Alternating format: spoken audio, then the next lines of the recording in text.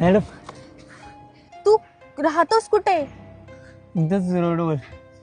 आणि मग खायचं प्यायचं आंघोळीचं हे सगळं कुठे करतोस? रोडवरच. ठीक आहे.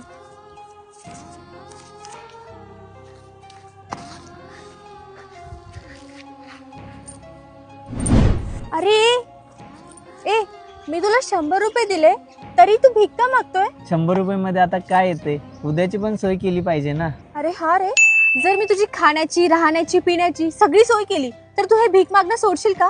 हा मॅडम, तुम्ही माझी राहायची खायची जेवणाची आंघोळीची छताची सगळ्याची सोय केली तर मी भीक कशाला मागू मग? ही माझी बॅग पकड, इथेच थांबा, आलीच. हॅलो हा मॅडम, कॉल केला तुम्ही? सर, त्याने माझी बॅग चोरली. काय रे, बॅग चोरतो? तुझी एवढी हिम्मत? चल तुला जेलमध्ये टाकतो. झाली तुझी सगळी सोय राहण्याची खाण्याची पिण्याची छताची.